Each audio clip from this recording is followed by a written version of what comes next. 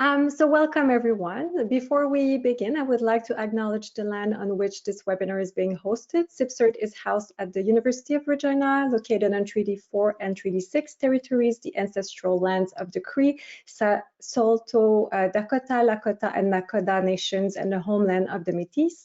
Please join us in considering how we can each in our own way move forward in a spirit of reconciliation and collaboration. So a few notes of housekeeping. All attendees are in listen mode only, so as to limit background noise, attendee cameras are also off. Today's session is being recorded. A link to view the recording will be automatically sent to your email address. There will be time for questions at the end of the session. Please type your questions in the question box anytime throughout the webinar. So to access the real-time English captioning of this webinar, please use the link in the chat to be directed to Wordly, a translation and captioning service. Please be sure to keep the Wordly window open and select English at the top of your window. Alors, pour accéder aux sous-titres anglais en temps réel, veuillez utiliser le lien fourni dans la partie clavardage qui vous redirigera vers Wordly, un service de traduction et de sous-titrage. Assurez-vous de garder la fenêtre Wordly ouverte et de choisir English en haut de votre fenêtre.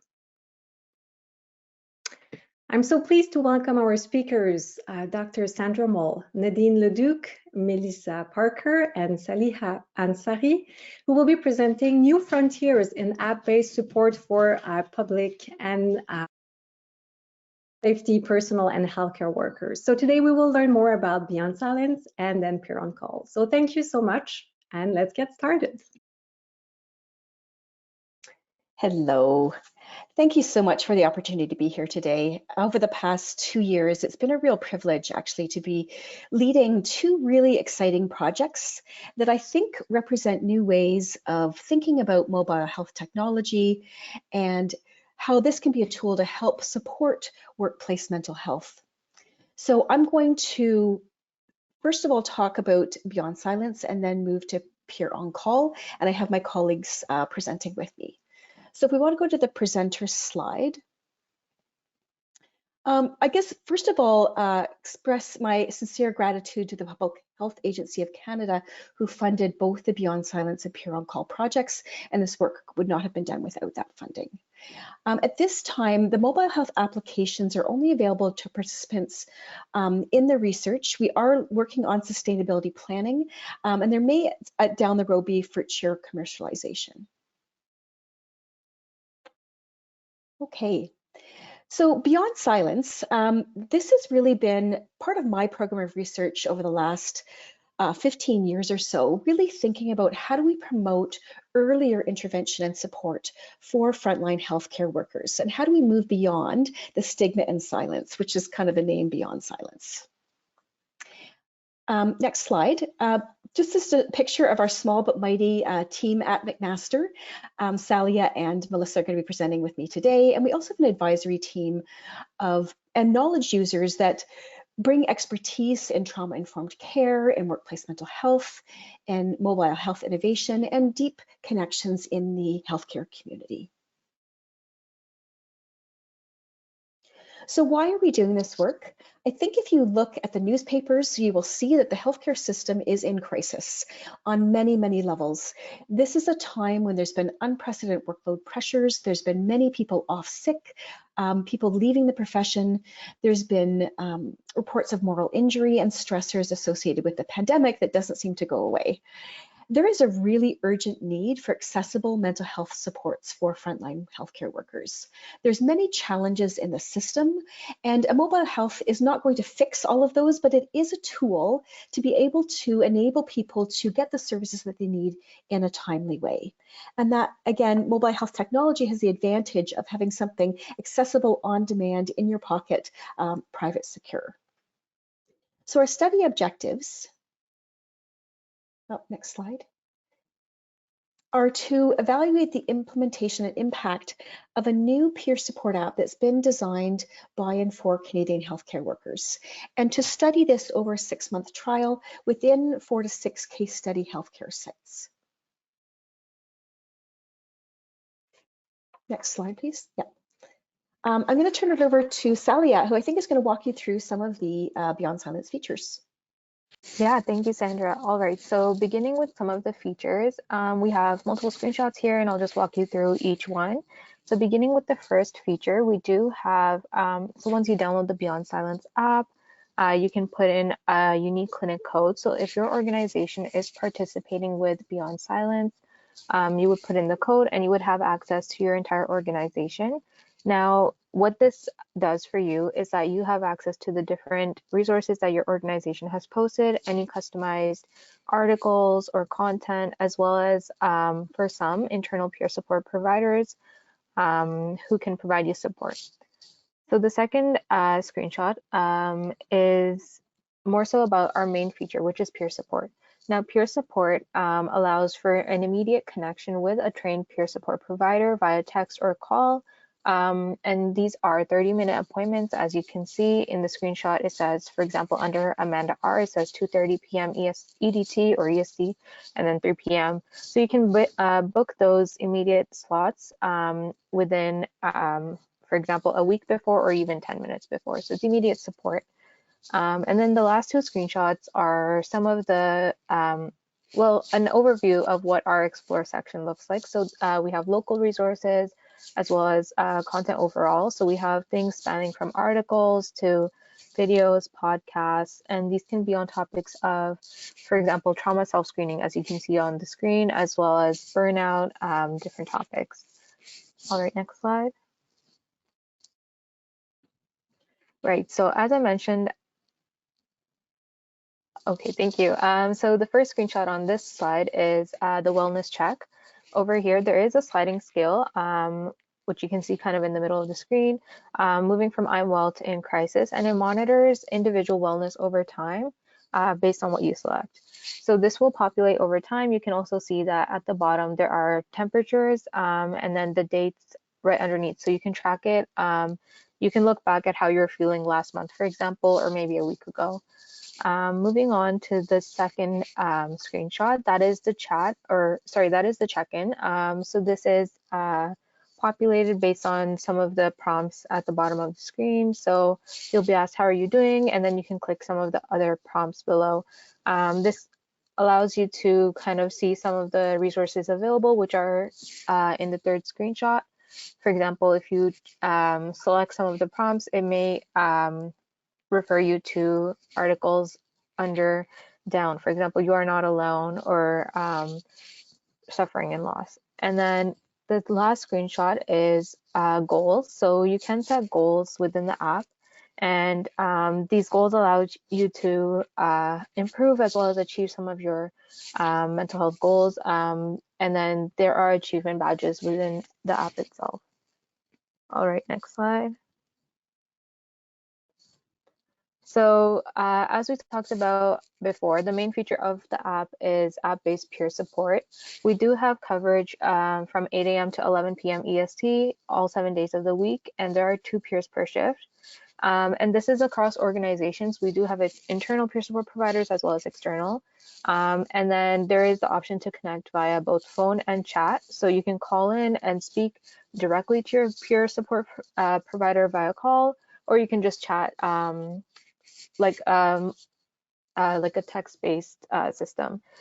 So this is all appointment-based, and then you can also choose who your peer support provider is.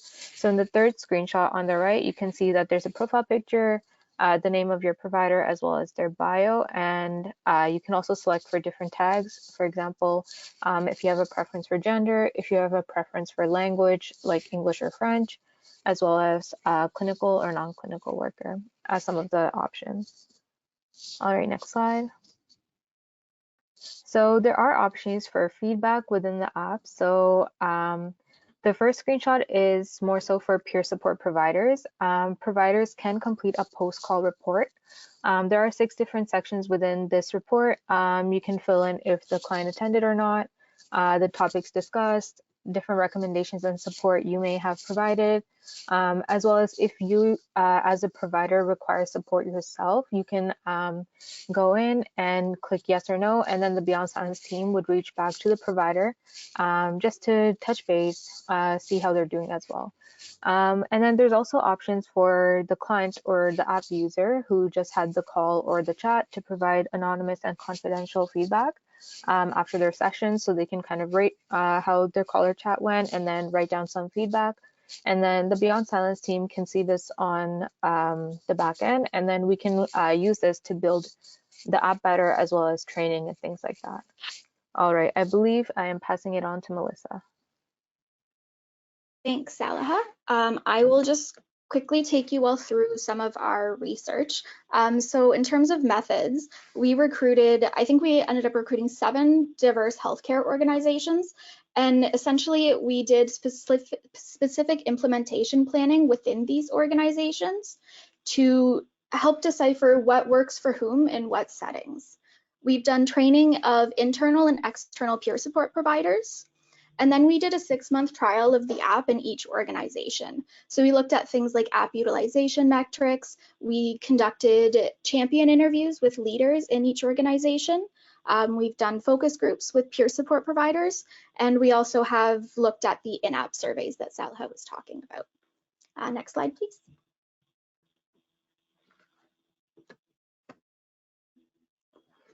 Sorry, just go back one. Thank you. So building the peer support community involves several steps. First, we developed the training curriculum in English and French with our partners at Homewood Health. Next, we conducted a nationwide recruitment of peer support that involved application and screening, and those who were selected enrolled into the 3-day training which was offered. We ended up reducing the training down to 2 days based on feedback. Graduates of this training sign up for weekly shifts and provide peer support through the Beyond Silence app. Monthly ongoing training and community of practice sessions are also offered to the peers, in addition to one-on-one consultations with the peer support coordinator. So essentially, these are our sites.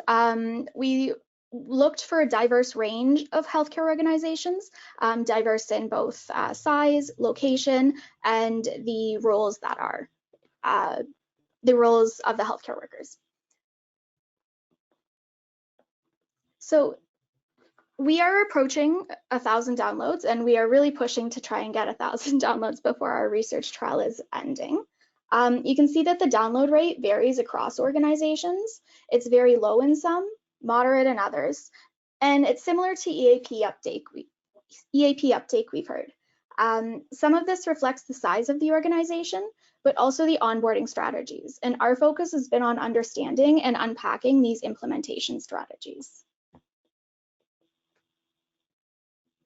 So this graph speaks to the implementation strategies across the different organizations we've done.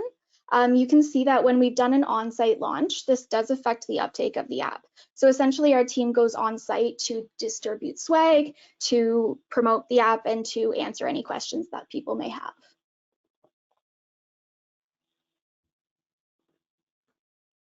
This graph speaks to the implementation strategies across the different organizations as well. You can see in blue are the on-site visits, and push notifications from our team can be displayed by the yellow. So essentially, we have the ability to send a push notification to app users, and we do this times when there's new content or when there's new webinars available, and it allows us to track the different implementation strategies.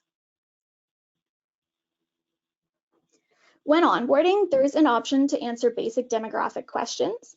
This is entirely optional, but if you look at some of the findings here, it's used across all age groups. The gender is predominantly women, which is not surprising since this is the trend in healthcare. There's a range of experience of our app users, not just new clinicians, but those with many years of experience. The majority are in a clinical role, but there are some non-clinical as well.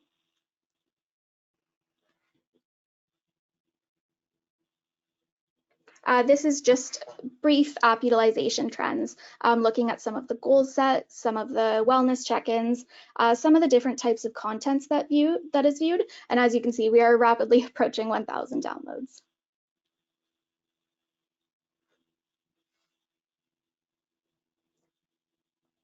So for peer support outreach, we've had about 66 peer support appointments since we launched in November of 22. 74% were phone calls and 26 were chat-based. So approximately 35% were canceled or missed appointments, and we have heard recently that this is in line with standard EAP. Presenting issues can range from personal, work, family life, and we do collect this information at the end of a peer support appointment, totally optional, but it's provided by our peer support providers. Some of the support provided have been to listen, validate, and to refer to resources, can refer to guided meditation. We can recommend you out to your EAP and recommend a range of online mental health resources. So we've conducted 7 focus groups after 3 months of implementation with some of our external peer support providers. These are the providers that we've trained. There's been 25 focus group participants, and key messages have been about the value of peer support in healthcare, as well as ideas for promoting engagement among the frontline workers. We'd like to try and play a video here for you from one of our peer support providers.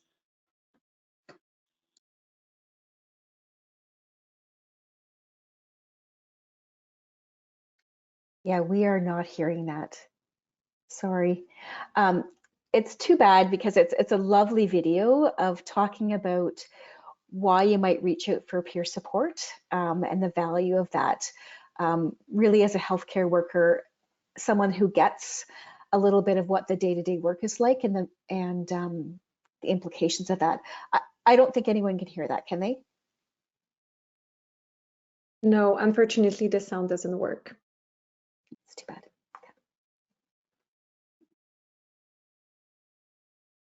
Okay, we'll just skip to the next slide then. So this video talks about the value of app-based peer support and how it reduces barriers to seeking help by providing accessible, customized, private and secure, and on-demand information and support. One nice highlight from this video, she mentions that help is just a click away and that you are not alone. There's others out there as well. I will pass it back to Sandra now. It is somehow ironic that we built a peer support app and it's always about the technology that's a challenge. So apologies that you can't hear those videos. You know, one of the things that we found is that peer support is fairly new in healthcare, and so those videos have been really powerful in terms of really speaking from the heart, I think, from our peer supporters who understand why peer support is so valuable.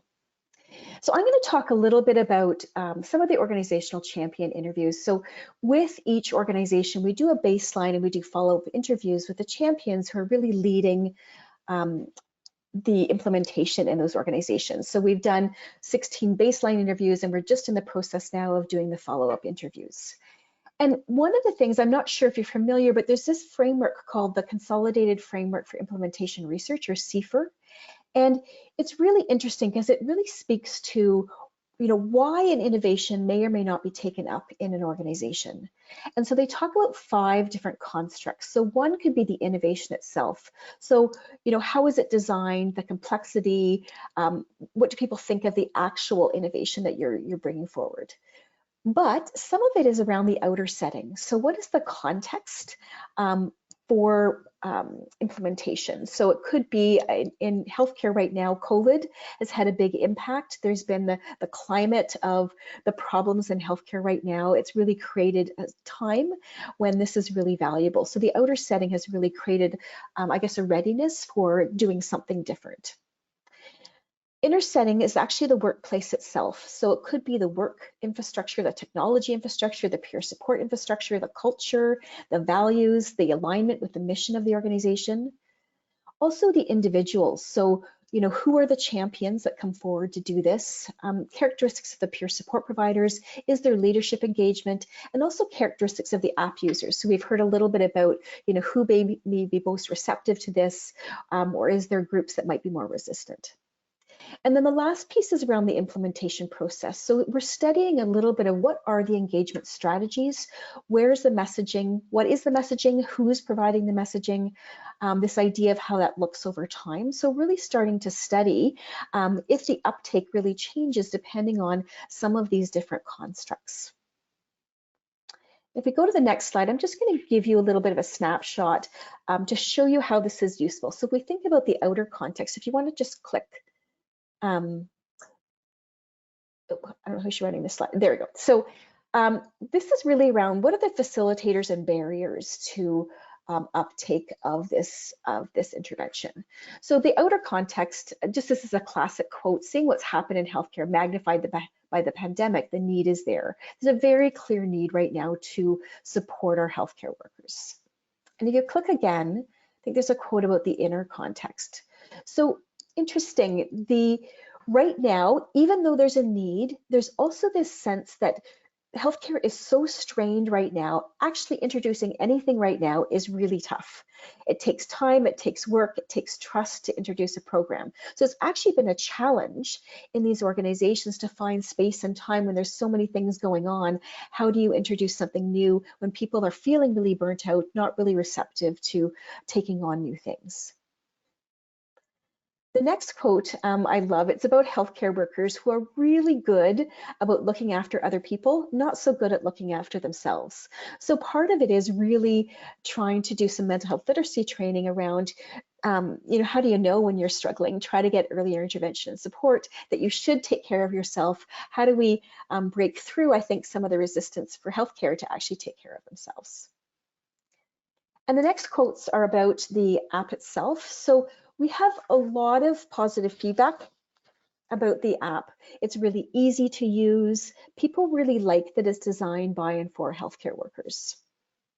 And then the last piece is around the implementation process. So people are talking about, how do I capture people's imaginations? People are stressed, they've got lots of things coming at them. How do we engage people to say, hey, this might be a really cool resource that we could use? And that's why some of those videos that you couldn't hear were about really trying to make that value proposition clear, I think, for the frontline workers. And the other thing is it's a process. So, you may get people aware that the app is there, but how do we kind of spark curiosity and then bring people back again to that?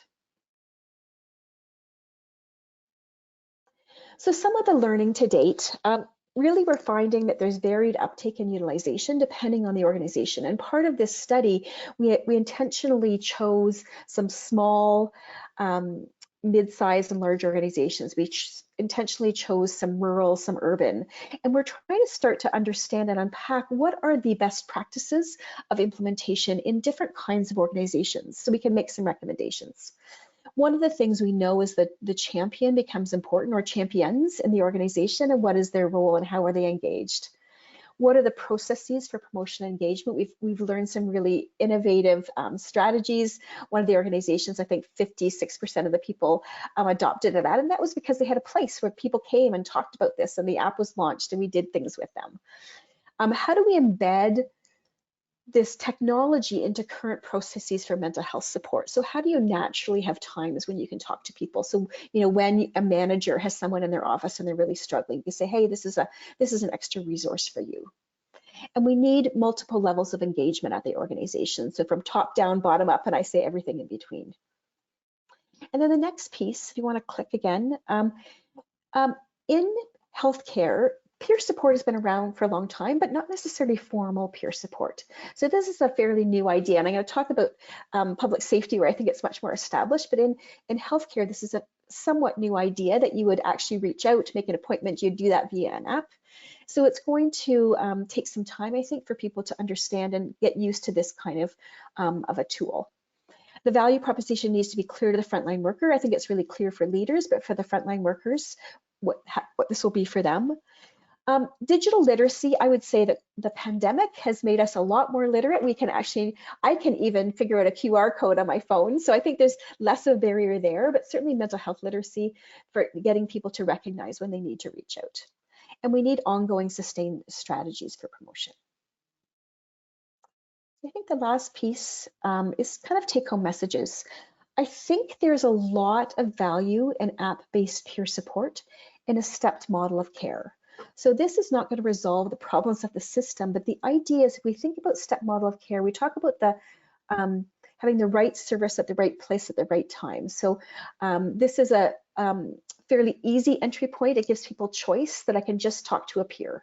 I don't necessarily need counseling at this time, but I could down the road. So it could be a triage service. So thinking about where this fits in this stepped model of care or mental health supports for healthcare workers. If we can promote earlier intervention support, it may prevent a crisis down the road.